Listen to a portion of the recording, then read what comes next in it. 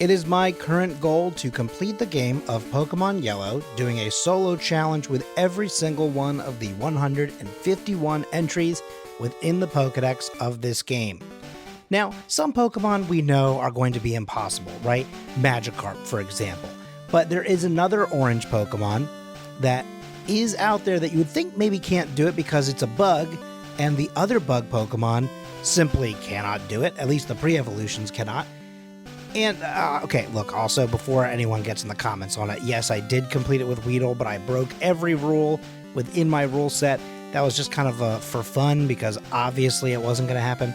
Anyway, with Paris, though, Paris is a bug Pokemon, a pre-evolution, a base Pokemon that can complete the game.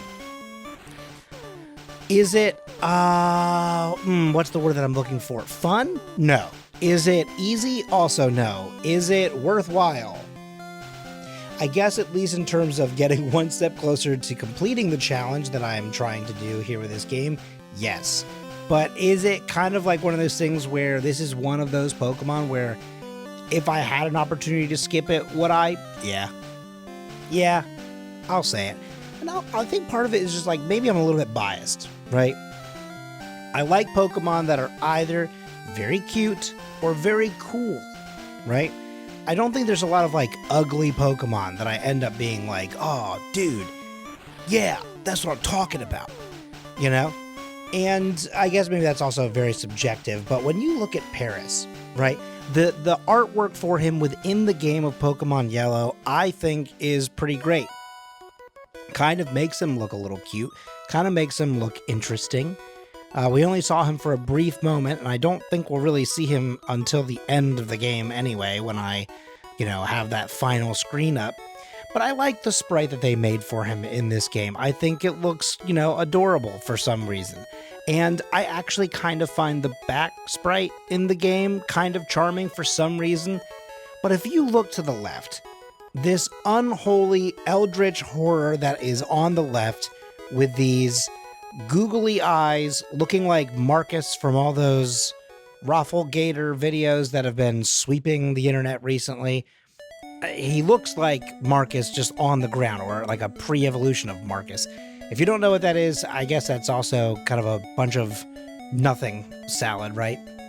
But either way, his eyes, terrifying. His mouth, even worse. His mouth is disgusting. I hate it. It reminds me a little bit of Pinsir, but I feel like maybe somehow worse because the little fang pieces are kind of like actively out. I don't know. I'm not a big mushroom guy. I think that like sometimes it can be fine in some dishes, but mushrooms in the wild concern me. And like I'm a big like crab person, right? Like I'm from Maryland, right? So I don't mind the sort of like crab-like legs that we have in the back. But then like the front part is like kind of like a hermit crab, but also not because there's no like, pincer claw. So I don't really know what kind of bug this is really supposed to be, especially not one that, again, has mushrooms growing on its back. It's a weird Pokemon. I don't really love it. I don't have any,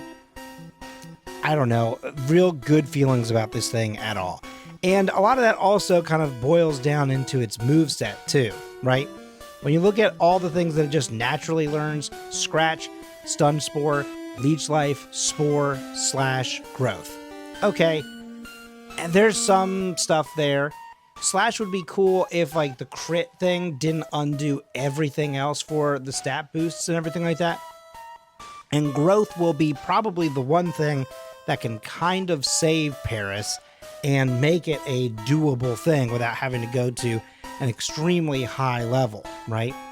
We've talked about it in some previous videos, but in case it's anyone here's first time listening in or watching one of these videos, basically the premise here of these stat boosts and why they are so important in Generation 1 specifically is because there was a badge boost glitch. Effectively, the whole premise of this, and we'll see it in action later on within the game, but anytime you use a move that boosts a stat, any other stat that is also currently attached to a badge that then gives it a boost. So, for example, if you have the Cinnabar Island badge, and you get a boost to your special, and then you use a move that boosts your attack, your special will also go up. So basically it is taking the reroll and attaching it again and stacking it. It's a pretty great thing. It's a little broken, but it also means that some Pokemon can be competitive. It means that some Pokemon can actually get good times or actually complete the game. And I feel like that's one of the things that then makes some of these solo challenges a possibility. In future generations where, again, we're not using any items with like the same type of rule sets that we have for this series, and there are no badge boosts, it could get pretty dicey for some of those Pokemon. And who knows, maybe someday we'll get an opportunity to see those. But for now, we are taking a look at Paris in Generation 1, specifically in Pokemon Yellow. We have, at this point, trained a fair amount. Luckily, we are leveling up pretty fast. We get a pretty good amount of experience with every single fight. And now we are going to make our way to the first gym. Now, more than likely, we are going to have to do a little bit of blackout training here for a little bit. We have also beaten the rival, at least the second time around. And so we're going to level up to level 15 here, but we're still a fair bit away from being able to defeat Brock. And I'm definitely well aware that level 16, I think already is going to be too low of a level. But it's one of those things where I also know that this Pokemon is going to have quite a number of resets in later gyms and everything like that. So what's the harm in just sort of testing the waters, just not exactly immediately, but I only go up one level before really attempting this. But of course, the big issue here is just the fact that Scratch really doesn't do anything. I can only hit him with Stun Spore so many times. It's also not really affecting him that much because either A, he's getting the full heal in, or again, just the fact that like I can't really, obviously stack that. It's helping prevent the bite attacks, but at the end of the day, I don't have enough attack or defense to really make my way through this fight in any kind of quick capacity, because I'm already down to 15 health and my defense has been lowered a good amount.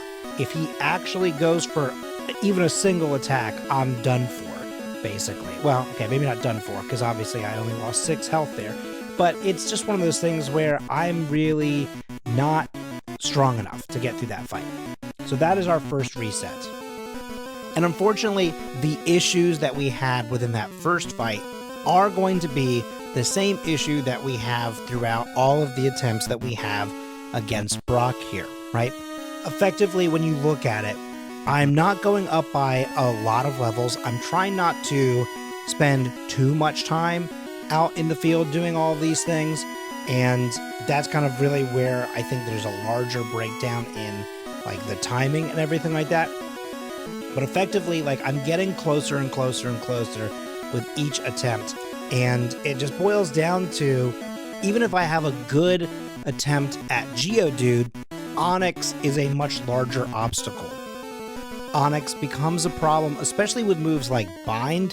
Bind, like for example right there, Bind is one of those moves that really eats up a lot of the time because I don't get any attacks on it, and even if it's only chipping away, it's still chipping away when I don't have a lot of health.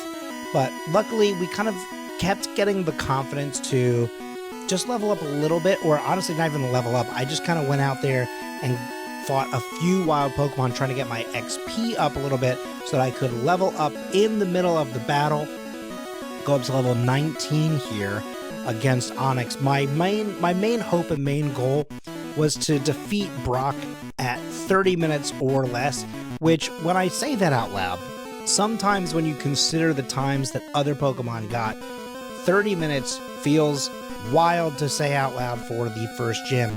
But even though Paris is bug grass, I don't get any kind of moves for Paris that would be remotely helpful anytime soon, whether they are the level ups or TMs. Luckily though, Scratch and Stun Spore get the job done, and we are able to move forward in less than 30 minutes, like my goal was, with Paris. Now, here is a section of the game that we frequently skip over either most of, if not all of it, and that is Mount Moon. We have just gone back to the Pokemon Center in order to heal because we desperately needed it after the Super Nerd fight. But this is one of those things where I'm showcasing this fight a little bit right now just to show that that move right there, I'm about 8 levels above Ekans, and I got hit pretty hard with Poison Sting. Poison Sting is not even that strong of a move, but this is just a good way to showcase the fact that because Paris is bug grass, that some of the Pokemon that we never will have struggles with, or at least most of the time won't ever have struggles with, are going to be one of the major threats to this run. So Team Rocket, I dunk on them all the time, but this is going to be one of those runs where we're actually going to have to kind of be a little bit smart or a little bit careful with how we fight them. Now, we didn't really ever get into some of the TM moves that we can learn with Paris, and as I fight the rival here, I can basically just say that there are some moves in there, like, the Mega Drain move that we will definitely be, picking up from the 4th gym later on. But also, this is going to be very crucial for this Pokemon's longevity, and that is Dig.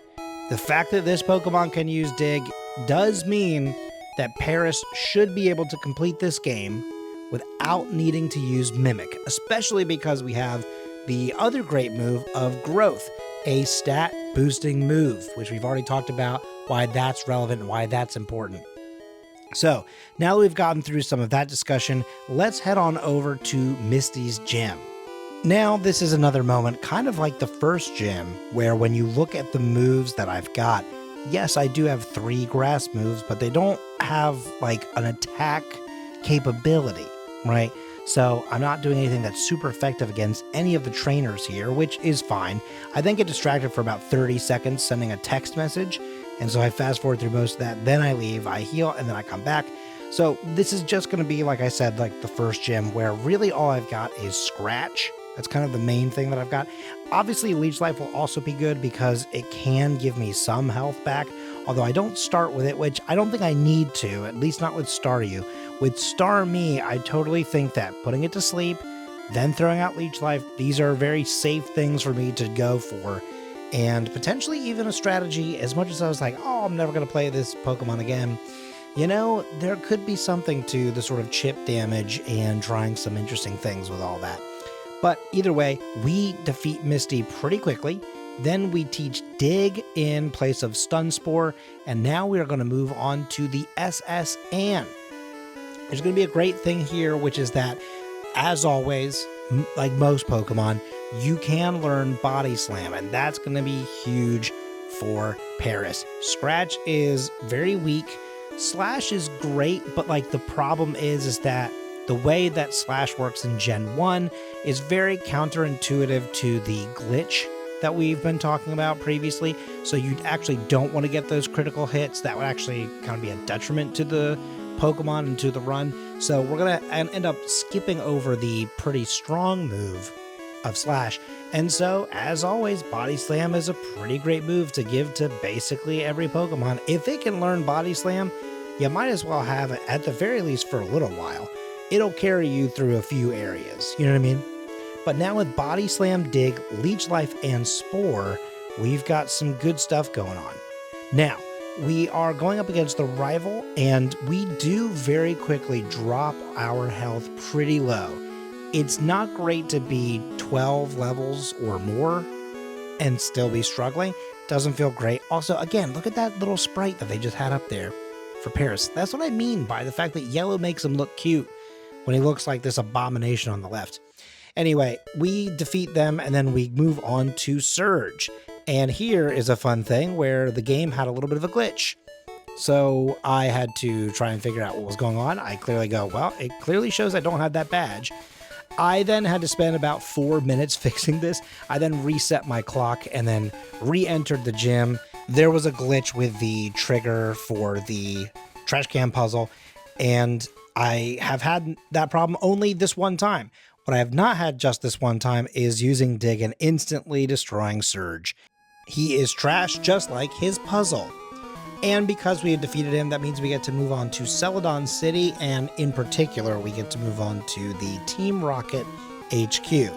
Now, remember earlier I was saying that there's going to be a lot of poison Pokemon, so that could be dangerous, which is still true if they outspeed me. But considering we do now have Dig on our move pool here, it's going to be, or on our move set rather, it does mean that we, so far, right now, knock on wood, are back to not having an issue.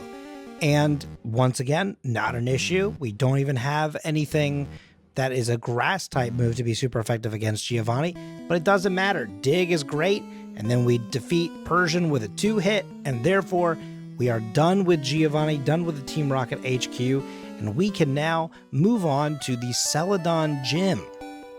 And here at this gym, I'm trying a different type of edit, at least for this particular gym. Just gonna try something new out where I start the first trainer battle, and then I actually show the last one, so that's the transition out. I don't know, might be cooking, you tell me. But it obviously, I think, showcases that the passage of time happens and we have defeated everyone for a little bit of extra training, which we do need against Erica, because at the very least, the last 2 Pokemon that she has are part poison. And as you can see, it absolutely just rinsed right through me. Or I guess ate right through me. I don't know. I guess that's what poison does, right? So here I am going back to Erica a second time. Body Slam is great against Tangela, but ooh, yikes. Okay. Weeping Bell got very low, but Leech Life is one of those things where Leech Life is still good against these Pokemon.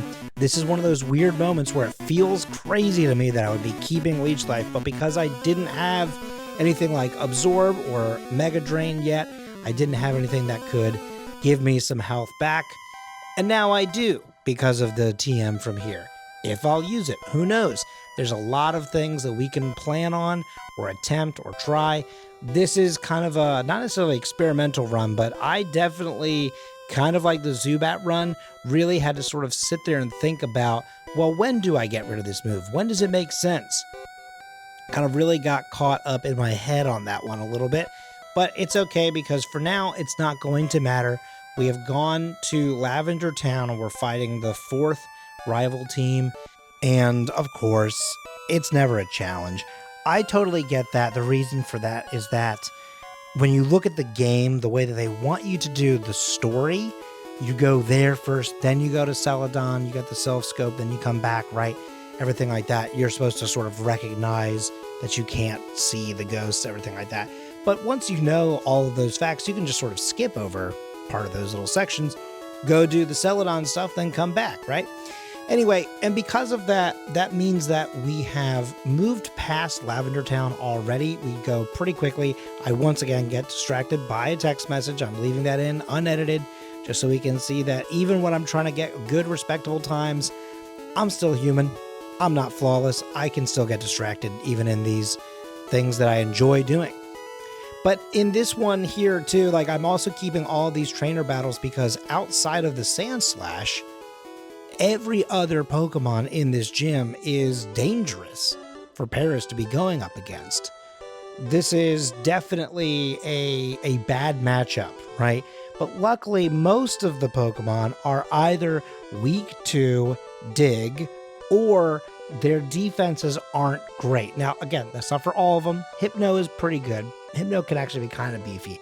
But at this point, our attack is pretty high. When you look at those stats, they are very, very different. Now, obviously, yes, the speed and the special don't have a boost yet, but the speed is really bad. I mean, that's one of the main reasons why we desperately need to get through this gym. Now, you're going to recognize that I've done something kind of wild here, which is I've left the gym and I've gone to Silphco. That seems out of pocket maybe, but what we're doing is we're going to pick up the rare candy. We're going to go down here. We're going to get the card that we need, the key card that lets us open up all these sort of extra doors. We're going to do a little bit of extra training just because, again, it's always going to be helpful against Koga, right? But what we actually have going on here is the fact that once we get this key card, we will have access to a room that has a TM called Swords Dance. You'll also recognize that I did not take the move Growth earlier when I could have learned it, and that is because Growth is good, right? Hey, that's on Growth, am I right? But Growth is good for special attack, and Paris is definitely keyed in on its physical attacks, I think, right? That's just sort of how I'm at least playing it. Even if you get the boost, I don't think it's really going to be that much higher, or not necessarily like the difference I think will still be there, I think is really what I'm trying to say. But basically, looking through this, especially right now, my two best moves, and really the two attacks that I have, are Body Slam, physical, and Dig, physical. So both of those are attack powers. So what we want to also make sure that we're doing is that we're going to use that boosted stats. Look at that. See how that defense is going up? That's what we've talked about. I am now also doing way more damage with any of my attacks here. With Paris, I have been poisoned, but luckily, even though they are outspeeding us, we could potentially get through this pretty quickly.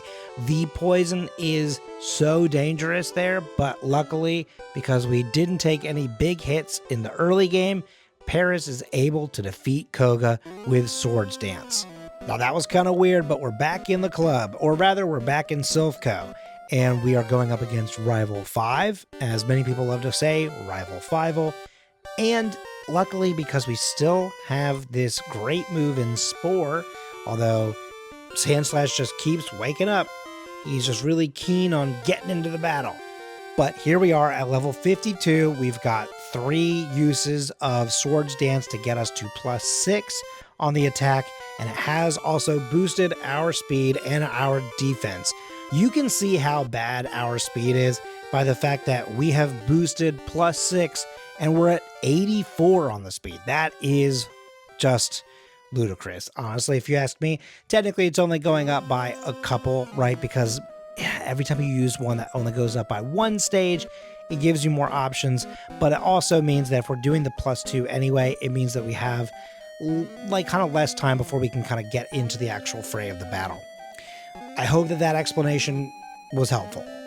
And if it was not, just let me know, because I'm always trying to learn more, right? I'm always trying to be better at my craft, better at making these videos, better making podcasts, at streams, at anything and everything, right? I feel like you should always be learning, always be striving to make the next one just a little bit better.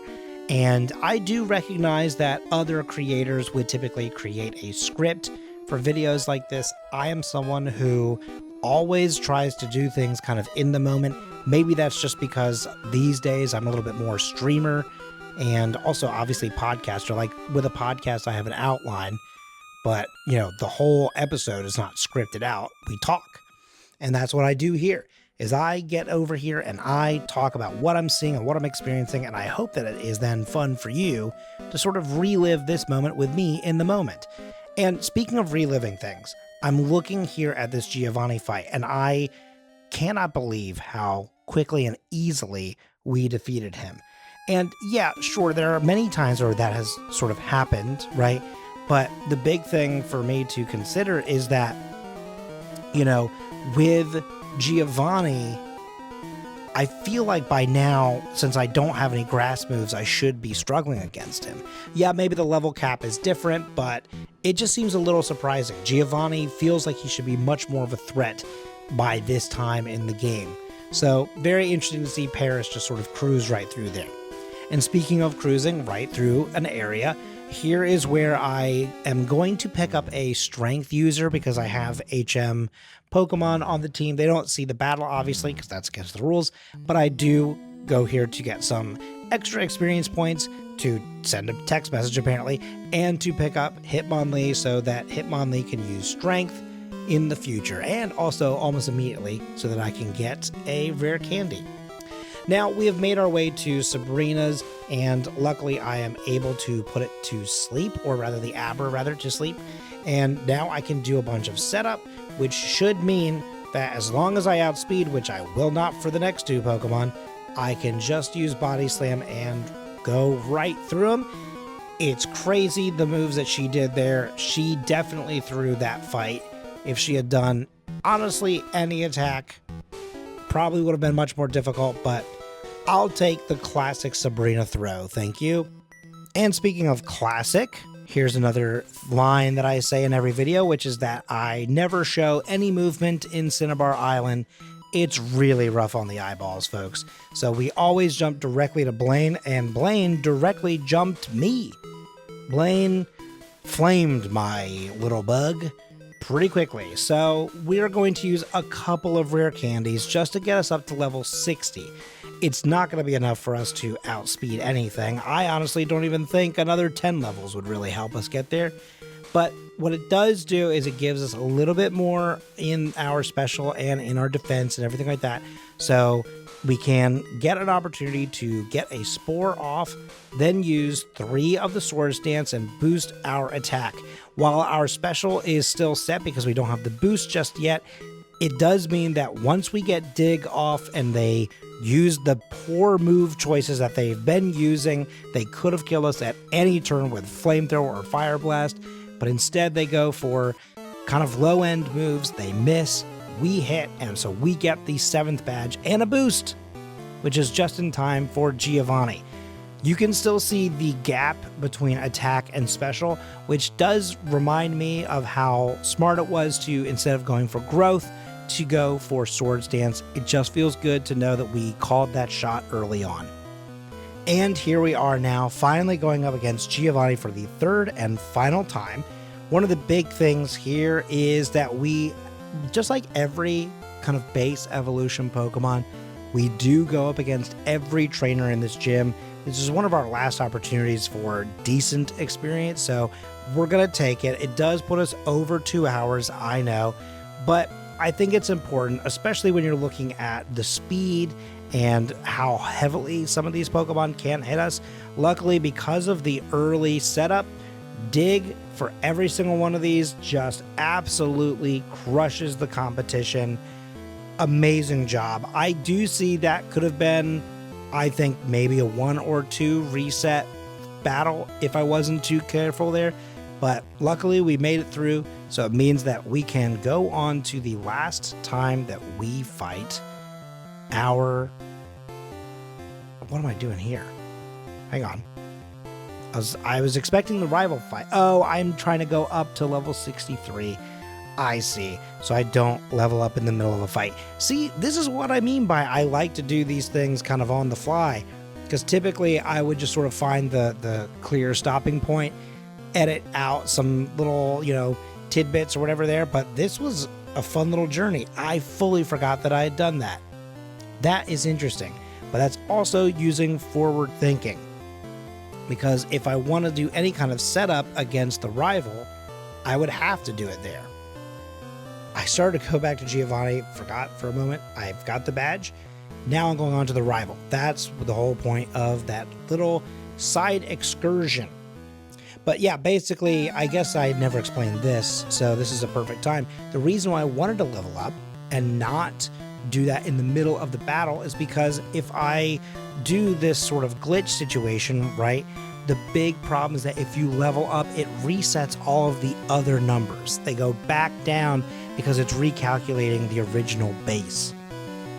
So that is what's going on there. That's why I made that decision, but it was a good one because it means that I was able to set up against the Sand Slash, which is the best opportunity for me anyway with Paris, to then be ready to go against this full team. I think Vaporeon was also the smart choice. We could have potentially tried to win out in that first fight in Professor Oak's lab, but this is, I think, maybe the best possible team for Paris to go up against. Flareon, I think, could be worse to deal with than Ninetales. Maybe. I guess by now you would think that I would probably know that for sure, but obviously I think it's always going to be a case-by-case situation. But for our situation right now, we are now done with Victory Road, and we are at Indigo Plateau. So my first stop, as always, is to drop off all of the other Pokemon, heal up, grab a few full restores, and then save the game, and let's go. It's time to fight the Elite Four, starting with Lorelei. Now, this is an interesting one because of the fact that, immediately off rip, she does have Aurora Beam, and that can be brutal for the grass type. But luckily, Spore works great. I almost said Snore's Dance. That's not what it's called. Sword Stance. We then get all of those setups. We lost +1, so technically I probably could use it again. It would just obviously max out at +6, but we don't need it because look at that. Paris one-shotting all of her team, and to be clear, using a normal type move. Not on my bingo card for 2025, I'll tell you that. Or I guess for the 90s, but whatever. We're doing it today. That's what matters. Then we are now finally at Bruno. He is a joke. He is a laugh and a half. So we set him up and then also set up against him. I feel like that's kind of a little bit of a 1-2 punch. Haha for Hitmonchan. Hitmonchan. That's a new error that I've made. But I also like leaving in the little flubs. I feel like it's just, again, a little bit of my personality. And also, by the time I made my little commentary, Bruno done. Bruno go bye-bye. Anyway, I send another text message or do some items or something. And then I move on to Agatha. Agatha. Oh my God. Agatha is probably where we, I would say on average, face the most amount of issue within the Elite Four. I think that obviously we've had a lot of losses to Lance. We've had a lot of losses to the rival. We've had a fair amount to Lorelei as well. But I actually think that overall, Agatha is what just sort of creates an issue for so many Pokemon. There's a little bit of a wall or at least a very large challenge. But luckily, if you've got a Pokemon that can learn Dig, that's all you need, because Dig will kill everyone except for Golbat, because it is part flying. You can just really shoot your way through her team. And that means that we can get that one done in one try. So who knows, maybe this will change the stats on the average. Someone out there probably is taking some notes, right, that I typically wouldn't. I don't really write down where all of my resets happen. Wow, that would be another extra task for me to do, but maybe someday I'll try and figure it out if someone isn't already doing it for me, like I said. Now, here against Lance, we get the early setup. We have not taken any damage, which is great, but the big problem is going to be Aerodactyl. Wow, I mean, the fact that he outspeeds us is terrible. The fact that we then miss the Dragonite, I think if we don't miss, I think that's a victory. So I am going to use one of my final 2 rare candies here, or final 3, I suppose. I miscounted. But we are now set up to level 72. That's not really going to make a big difference in terms of the speed. But as I've said in other parts of the episode, it might give us just a little bit of a boost to our special or to our defense in a way that can be beneficial. Now, we are coming out of the Gyarados fight this time with way less HP. So that can be a little scary, especially when Aerodactyl is, yep. Yeah, the second that you see Aerodactyl is flying up or, went up into the sky. I forgot already what the words are. I just read it. But once you see just the fact that he's no longer there, it's time to pack it up, brother. Go ahead and hit that reset button.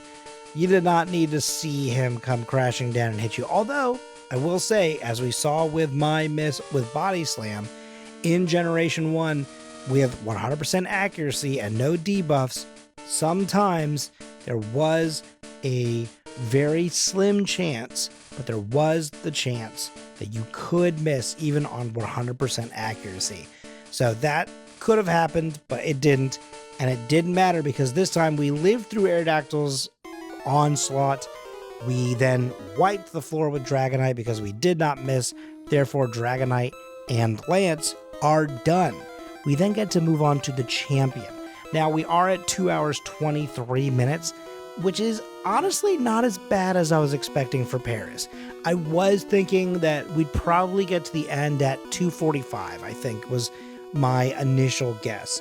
2:23 is only 20 minutes less, but honestly the fact that the opening of the game takes us 30 minutes to get through, that means that it is kind of on point with most of the other Pokemon that don't have a weak beginning. Although I suppose any of the Pokemon that have a weak beginning typically then have some sort of other obstacle or challenge in the middle of the game. Typically maybe like a Koga or perhaps an Erica every now and then. Typically, honestly, a lot of the times it really comes down to the Pokemon specifically. Sandslash has been a major issue before, and we just saw it just now. Alakazam. Alakazam on anyone's team is typically pretty devastating, especially if you are one of the Pokemon that is weak to its attacks. Alakazam will ruin your day, but it's okay. It was just our first attempt. We are back at it again at the Krispy Kreme. We've got an early and good setup, no poison, so that's a better start as well. Now we do take a debuff to our accuracy. That is a little scary, but luckily we get through Alakazam, we get through Exeggutor, who would also have some of the same benefits. Then we can one-tap Ninetales. Magneton does take 2, but then we just one-shot Vaporeon. Again, without having a move that is super effective. That's just the power of the arts and Johannes Brahms and Swords Dance. I've been dropping a lot of references to some really old stuff in this episode. If you've caught on any of them, please let me know. I will love to hear it. But that means that Paris makes it through at 2:25. Almost exactly what I said earlier. 20 minutes less than what I was expecting. I'm a fan.